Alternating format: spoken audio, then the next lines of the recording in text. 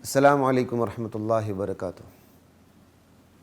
بسم اللہ الرحمن الرحیم والصلاة والسلام علی رسولہ الکریم وعلی آلہ وصحبہ اجمعین ومن تبعہم بإحسان الی یوم الدین، اما بعد۔ خواتین و حضرات، دورہ قرآن کی نشریات کے ساتھ خلیق الرحمن آپ سے مخاطب ہے۔ آج کی اس نشست میں ہم 24ویں سپارے کی منتخب آیات پہ بات کر لیتے ہیں۔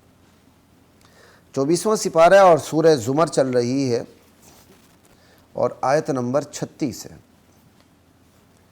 پہلا جملہ بڑا کمال کا جملہ ہے، الیس اللہ بکاف عبدہ، کیا اللہ اپنے بندے کے لیے کافی نہیں ہے؟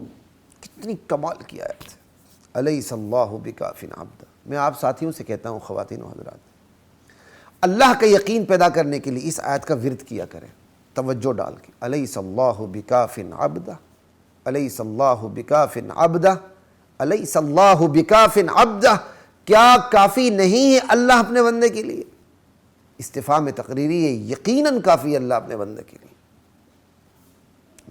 یہ یقین پیدا ہو جائے کہ اصل سہارا بندے مومن کا صرف ایک اللہ ہے،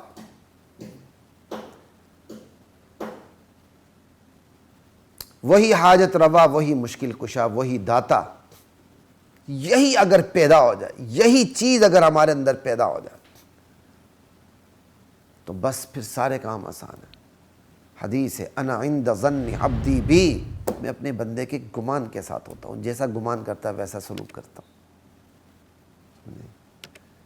دعا کی پتہ نہیں اللہ قبول کرتا ہے نہیں، وہ کیسے بتائیں کس طرح قبول کریں جب یقین ہی نہیں ہے؟ یقین کے ساتھ اللہ کو پکاریں، وہی کارساز ہے، وہی وکیل ہے جس کے ہاتھ میں ہم نے سارے اپنے معاملات سپرد کر دیے ہیں۔ ہم اپنے معاملات خود اس طرح بہتر نہیں سمجھتے جس طرح اللہ سمجھتا ہے، وہ خود ہی کرے گا۔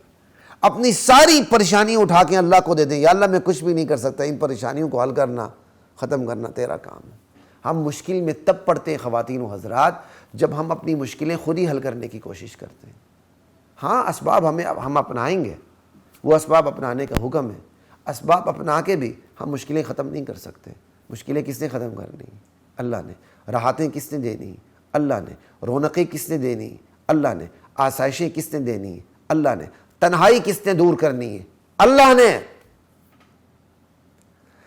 اسباب اپنائیں، وہ حکم ہے، وہ توکل کا ایک حصہ ہے، لیکن اسباب اپنانے کے بعد بھروسہ اللہ پہ کریں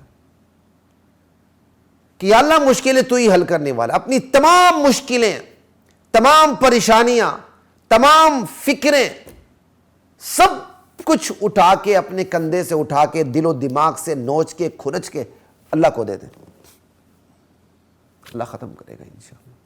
الیس اللہ بکاف عبدہ، کہ اللہ اپنے بندے کے لیے کافی نہیں ہے؟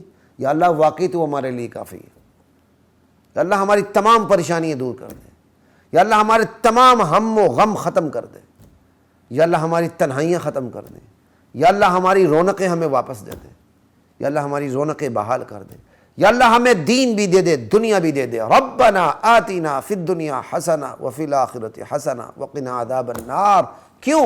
الیس اللہ بکاف عبدہ، اللہ اپنے بندے کے لیے کافی، شافی، وافی ہے۔ لا الہ الا اللہ۔ سورہ زمر ہی ہے، آیت نمبر 53 ہے اور 54 ہے۔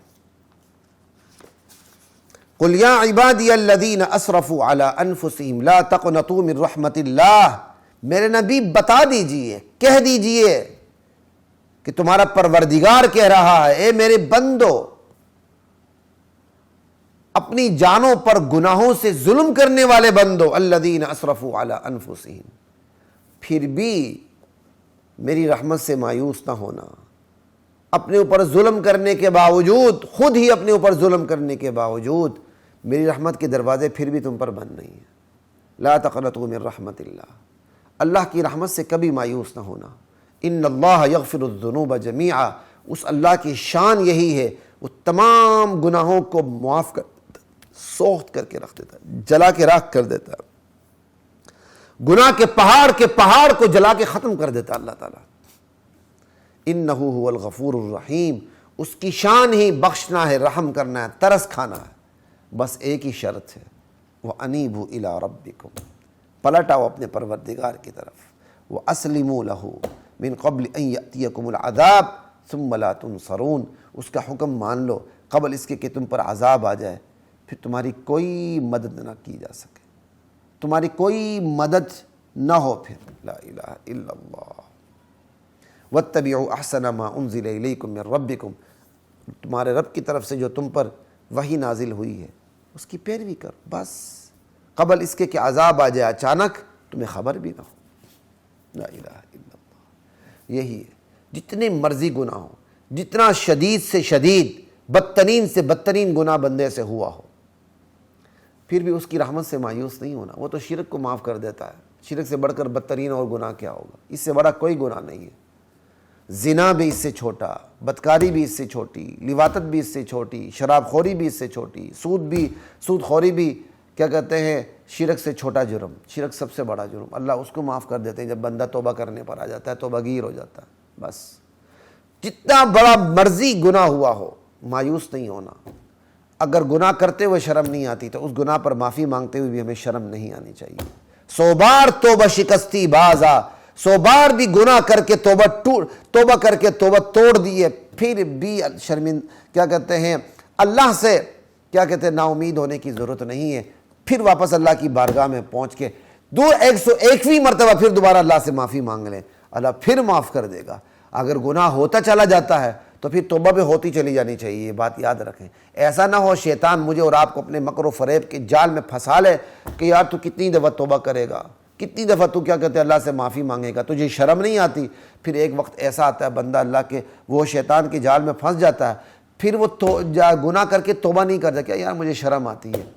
ایسے بندے پر تف، خدا کے بندے گناہ کرتے ہوئے شرم نہیں آئی، گناہ پر معافی مانگتے ہوئے شرم آئی۔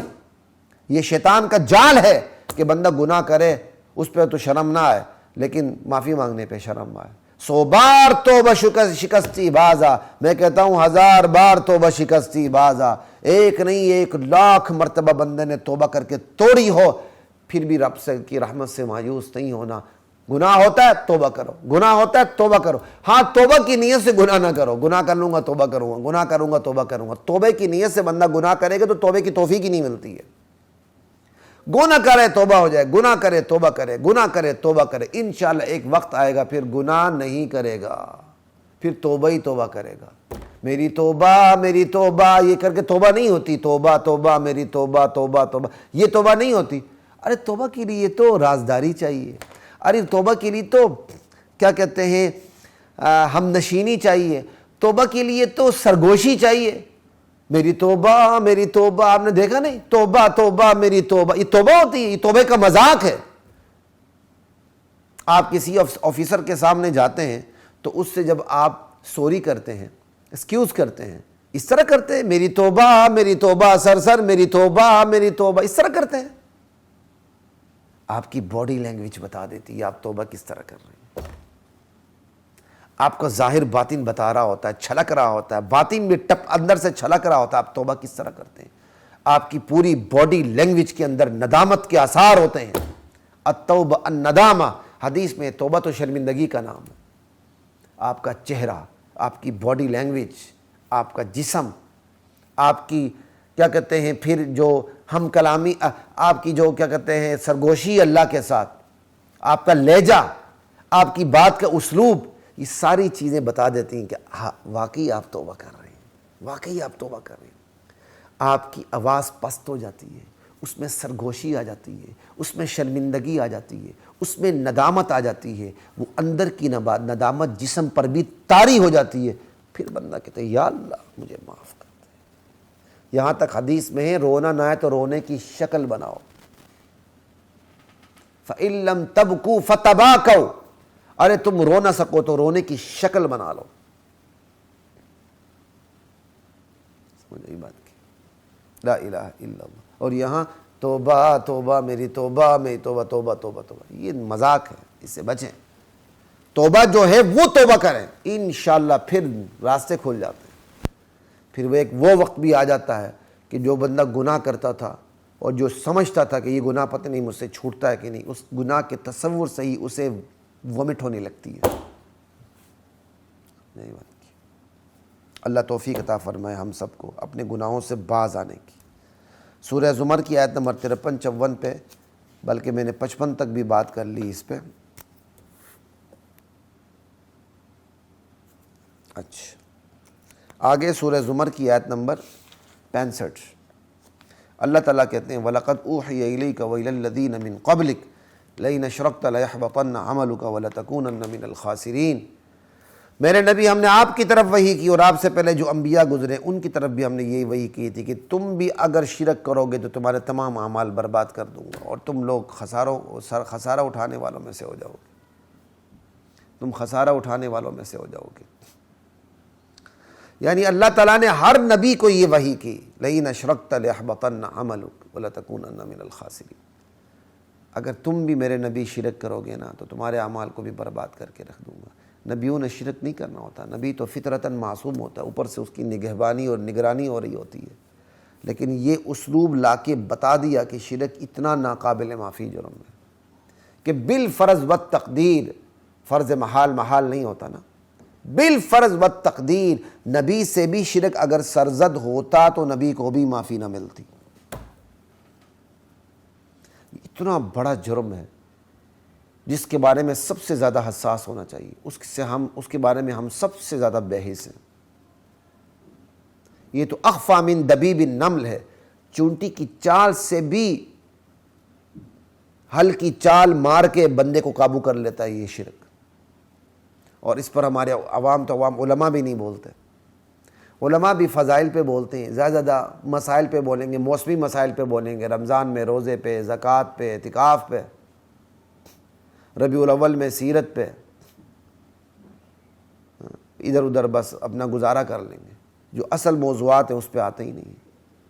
اصل موضوع تو ہے ہی توحید کے اس بات, شرک کی نفی, سنت کے اس بات, بدعت کی نفی. ایمان تو اس کا نام ہے. اللہ ہمیں نصیب کرے. چلتے ہیں جی سورہ مومن کی طرف. سورہ مومن میں آیت نمبر 28 سے 45 تک کو آپ دیکھ لیجئے. مختصر ترین خلاصہ اس کے سامنے رکھ دیتا ہوں آپ کے سامنے. موسیٰ علیہ السلام کو جب شہید کرنے کی, قتل کرنے کی پلاننگ کی فرعون نے, تو فرعون کے خاندان کے ایک شخص جو اہم ترین منصب پر فائز تھا فرعون کے دربار میں, سلطنت میں, اور وہ مسلمان ہو چکا تھا, اس نے اپنا ایمان چھپا کے رکھا ہوا تھا مصلحت کے تحت. تو اس سے ایک بات یہ بھی سمجھ آ گئی, مصلحت کے تحت ایمان کو چھپانا یہ جائز ہے. یکتم ایمانہ, کتمان ایمان, مصلحت کے تحت نہیں, یہ تو جائز ہے. لیکن یہ کتمان وہ کتمان نہیں ہے کہ اندر کفر بھرا ہوا ہو, اس کفر کو بندہ چھپا ہے اور زبان سے اسلام اسلام کہ یہ الٹا سلسلہ ہے. آج بہت سے فرقے, آج بہت سے لوگ اس لیے بچ جاتے ہیں کفر کے ٹھپے سے, اندر کفر رکھتے ہیں اور اس کفر کو چھپا کے رکھتے ہیں, کتمان, باہر اسلام کا نام لیتے ہیں. یہ الٹی گنگا نہیں اسلام میں. اندر اسلام ہو, مصلحت کتاب, اگر آپ اس اسلام کو چھپانا چاہیں تو اس کی گنجائش موجود ہے قرآن کریم کی سائے سے. بہرحال فرعون کے درباریوں میں سے ایک اہم ترین اس کا درباری, اس کے قوم کا فرد مسلمان ہو چکا تھا, اس نے ایمان کو چھپایا ہوا تھا. جب فرعون نے اپنی کچن کیبنٹ سے مشورہ کیا اور موسیٰ علیہ السلام کو قتل کرنے پر وہ آمادہ ہو رہا تھا, اس وقت پھر اس نے اپنا ایمان ظاہر نہ کرتے ہوئے اس نے موسیٰ علیہ السلام کی فیور کی, ایک نیوٹرل بندہ بنتے ہوئے, کہ کیا تم ایک ایسے شخص کو قتل کرنے جا رہے ہو جو کہتا ہے میرا پروردگار اللہ ہے. انت اتقتلون رجلا ان یقول ربی اللہ وقد جاءکم بالبینات من ربکم. سمجھ آئی؟ وہ سمجھاتا گیا, فرعون نے بھی اس کو جواب دیے. بہرحال یہ سمجھاتا گیا اور اس کے سمجھانے سے اس کا ایمان بھی آہستہ آہستہ آہستہ آہستہ ظاہر ہوتا گیا. سمجھ آئی؟ یہاں تک کہ اس کا ایمان مکمل طور پہ سامنے آ گیا اور اس نے صاف کہہ دیا اس رجل مومن نے کہ وقال الذی آمن یا قوم اتبعونی اہدکم سبیل الرشاد. اے میری قوم تم میری پیروی کرو, میں تمہیں سیدھا راستہ دکھاؤں گا. میری قوم انما هذه الحیات الدنیا متاع, یہ دنیا صرف متاع قلیل ہے, اصل گھر تو آخرت کا گھر ہے. بس میری قوم آخر کیا ہوا ہے کہ میں تمہیں نجات کی طرف بلا رہا ہوں, تم مجھے دوزخ کی طرف بلا رہے ہو. تم مجھے اس بات کی دعوت دیتے ہو کہ میں کفر کروں, میں شرک کروں, اور میں تمہیں عزیز غفار ذات کی طرف بلا رہا ہوں. لا الہ الا اللہ۔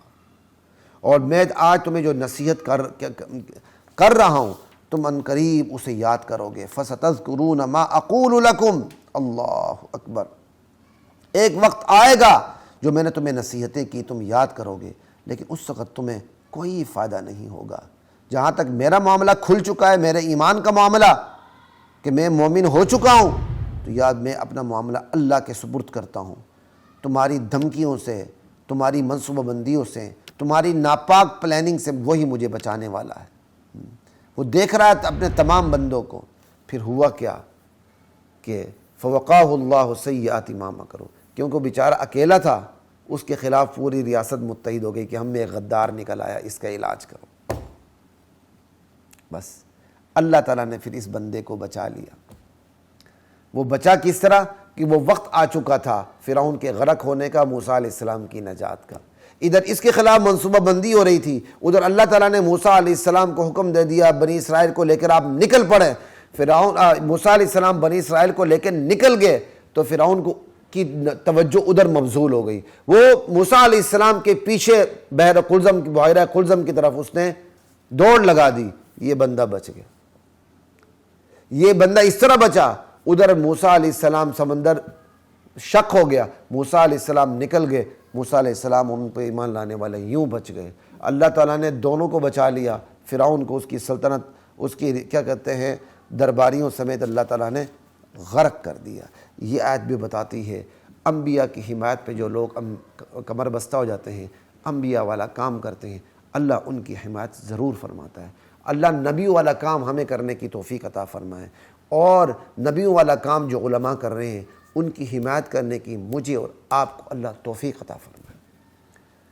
نبیوں والا کام جو علماء کر رہے ہیں ان کی حمایت کر کے آپ علماء پر احسان نہ دھریں، یہ اللہ کا احسان ہے آپ لوگوں کے اوپر کہ نبیوں والے کام کرنے والے علماء کے ساتھ آپ کو اللہ نے جوڑ دیا ہے، جس سے آپ کی دنیا بھی بنے اور آخرت بھی بنے، دین دنیا دونوں بنے۔ اللہ کا شکر ادا کریں۔ لا الہ الا اللہ۔ تو یہ سورہ مومن کی 28 آیت سے 45 تک کا مختصر ترین خلاصہ تھا کہ بندہ مومن نے ایمان چھپایا، پھر ایمان ظاہر کیا، پھر اس نے موسیٰ علیہ السلام کی مدد کرنے کی کوشش کی، اللہ نے اس کی مدد کی، سارا کچھ۔ پھر اس کے اندر ایک پورا دعوتی اسلوب ہے، کس درس سے اس نے اپنی قوم کو دین حق کی دعوت دی تھی۔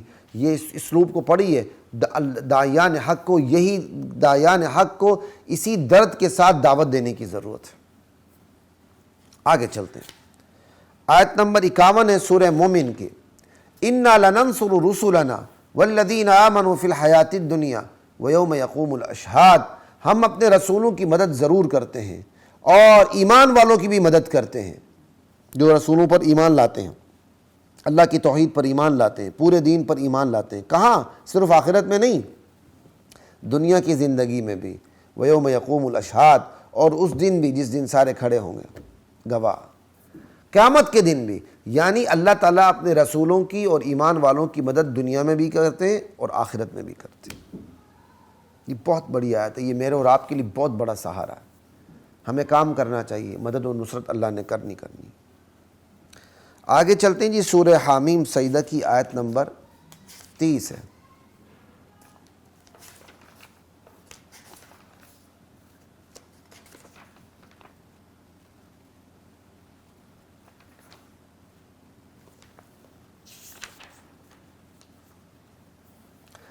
ان الذين قالوا ربنا اللہ ثم استقاموا تتنزل علیہم الملائکہ، جو لوگ اعلان کر دیتے ہیں، کہہ دیتے ہیں، عقیدہ رکھتے ہیں کہ ہمارا پروردگار صرف ایک اللہ ہے، پھر اس پر استقامت کا مظاہرہ کرتے ہیں، ان پر فرشتے اترتے ہیں کہ تم خوف نہ کرو، غم نہ کرو۔ جو فرشتے ان کے دل میں یہ بات ڈالتے رہتے ہیں تمہیں کوئی خوف غم نہیں ہونا چاہیے، جنت کی بشارت دیتے ہیں۔ اب یہ بھائی فرشتے کہاں اترتے ہیں، ہمیں نظر کیوں نہیں آتے؟ بھائی نظر آ بھی سکتے ہیں، کوئی بڑی بات نہیں، سمجھے؟ نظر نہ بھی آئے تو کوئی فرق نہیں پڑتا۔ یہی فرشتے آپ نیکی کا کام کریں گے اور قربانی دینے کے لیے تیار ہوں گے تو فرشتے آ کے دل میں حوصلہ دیتے ہیں۔ فرشتوں کی باتیں کانوں سے نہیں ٹکراتی، فرشتوں کی باتیں دل میں شرح صدر کی صورت میں اترتی ہیں، زندگی میں بھی اللہ کے فرشتے نیک بندوں کے ساتھ لگے رہتے ہیں، ان کو دین پر جمانے کی کوشش کرتے رہتے ہیں، ان کے دل میں اچھے خیالات ڈالتے رہتے ہیں، مقابلے میں شیطان برے خیالات ڈالتا رہتا ہے۔ اور جب یہی نیک بندے مرنے لگتے ہیں اس وقت بھی یہ فرشتے آ کے حوصلہ دیتے ہیں، یہی فرشتے قبر میں بھی حوصلہ دیتے ہیں، یہی فرشتے حشر میں بھی حوصلہ دیں گے جنت پہنچنے تک۔ اللہ کی کتنی بڑی نصرت ہے اپنے ایمان والوں، اپنے اوپر ایمان لانے والوں کے لیے، سمجھ آئی کہ جو اللہ پر ایمان لاتا ہے، استقامت کا مظاہرہ کرتا ہے، اللہ تعالیٰ نے فرشتے مقرر کیے ہوئے ہیں جو دلوں میں حق بات کو جمانے کی کوشش کرتے ہیں، موت کے وقت بھی ساتھ دیتے ہیں، قبر میں ساتھ دیتے ہیں، حشر میں ساتھ دیتے ہیں، جنت سامنے کرتے ہیں۔ اللہ۔ آیت نمبر 33 سے سورہ حامیم سجدہ کی، وَمَنْ أَحْسَنُ قَوْلًا مِّمَّنْ دَعَا إِلَى اللَّهِ وَعَمِلَ صَالِحًا وَقَالَ إِنَّنِي مِنَ الْمُسْلِمِينَ۔ اس سے بہتر بات کس شخص کی ہے جو اللہ کی طرف برائے اور نیک کام کرے، سمجھے بات کی، یعنی اللہ کی طرف جو بلاتا ہے اس کی بات سب سے بہتر ہے۔ یہ اللہ کے دین کے داعیوں کے لیے بہت بڑی خوشخبری ہے۔ لوگ اپنی تجارت کی طرف بلاتے ہیں، لوگ ووٹ کے لیے بلاتے ہیں، لوگ جمہوریت کے لیے بلاتے ہیں، پتہ نہیں کن کن چیزوں کے لیے بلاتے ہیں، گناہ کی طرف بلاتے ہیں، اپنے فائدوں کی طرف بلاتے ہیں۔ ایک بندہ ہے جو لوگوں کو اللہ کے دین کی طرف بلاتا ہے، اور یہ بول تمام بولوں سے اوپر ہے۔ اللہ تعالیٰ یہ بول بولنے کی اور دین کا علم پوری دنیا میں بلند کرنے کی اور اللہ کے دین کی بات پوری دنیا میں پہنچانے کی مجھے اور آپ کو توفیق عطا فرمائے۔ 24ویں سپارے کی منتخب آیات کی تفسیر اپنے اختتام کو پہنچتی ہے۔ انشاءاللہ اللہ تعالیٰ نے زندگی دی 25ویں سپارے کی منتخب آیات کی تفسیر کے ساتھ آپ کی خدمت میں پھر حاضری ہوگی۔ تب تک کے لیے خلیق الرحمن کو اجازت دیجیے۔ السلام علیکم ورحمۃ اللہ وبرکاتہ۔